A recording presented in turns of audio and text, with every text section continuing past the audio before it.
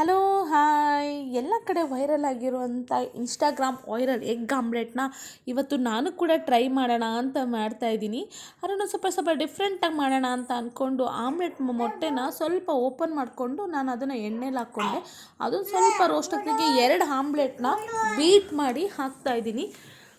ಹಾಕಿ ಅದಕ್ಕೆ ಸ್ವಲ್ಪ ಈರುಳ್ಳಿ, ಟೊಮೊಟೊ, ಕೊತ್ತಂಬರಿ ಸೊಪ್ಪು ಇದಿಷ್ಟು ಹಾಕ್ಕೊಂಡು ಅದಕ್ಕೆ ಸ್ವಲ್ಪ ನಾನು ಪೆಪ್ಪರ್ ಪೌಡ್ರ್ ಯೂಸ್ ಮಾಡ್ತಾಯಿದ್ದೀನಿ. ಹಸಿಮೆಣ್ಸಿನ್ಕಾಯಿ ಬಾಯಿ ಸಿಕ್ಕರೆ ಖಾರ ಆಗುತ್ತೆ, ಸರಿ ಹೋಗಲ್ಲಂತೆ. ಈ ವೆದರಿಗೆ ಪೆಪ್ಪರ್ ಪೌಡ್ರು ಚೆನ್ನಾಗಿರುತ್ತೆ ಅಂತ ನಾನು ಪೆಪ್ಪರ್ ಪೌಡ್ರ್ ಯೂಸ್ ಮಾಡ್ತಾಯಿದ್ದೀನಿ.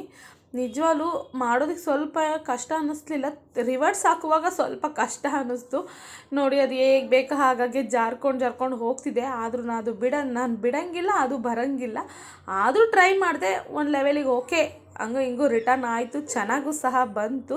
ನಿಜವಾಗ್ಲೂ ವೈರಲ್ ಆಗಿರುವ ಈ ಎಗ್ ಆಮ್ಲೆಟ್ ತುಂಬ ಚೆನ್ನಾಗಿತ್ತು, ಟೇಸ್ಟ್ ಕೂಡ.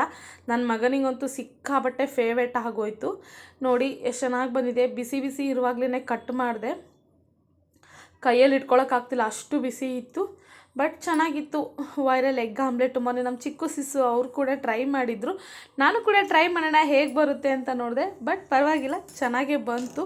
ಬಿಸಿ ಆಗಿತ್ತು ನೋಡಿರಿ, ಕೈಯಲ್ಲೂ ಇಟ್ಕೊಳ್ಳೋಕ್ಕಾಗ್ತಿಲ್ಲ, ಅಷ್ಟು ಬಿಸಿ. ಇನ್ನೂ ನನ್ನ ಚಾನಲ್ನ ಯಾರು ಸಬ್ಸ್ಕ್ರೈಬ್ ಮಾಡಿದ್ರೆ ನೋಡ್ತಿರೋ ಪ್ಲೀಸ್ ಸಬ್ಸ್ಕ್ರೈಬ್ ಮಾಡಿ ನೋಡಿ ಅಂತ ಕೇಳ್ಕೊಳ್ತೀನಿ. ಇಷ್ಟ ಆದರೆ ಒಂದು ಲೈಕ್ ಮಾಡಿ, ಪ್ಲೀಸ್ ಕಮೆಂಟ್ ಮಾಡಿ ನೋಡಿ. ವೈರಲ್ ಎಗ್ ಆಮ್ಲೆಟ್ ಕೂಡ ನಮ್ಮನೇಲೂ ಸಹ ನಾನು ಟ್ರೈ ಮಾಡಿದೆ, ಪರವಾಗಿಲ್ಲ, ಚೆನ್ನಾಗಿ ಬಂತು, ಇಷ್ಟ ಕೂಡ ಆಯಿತು.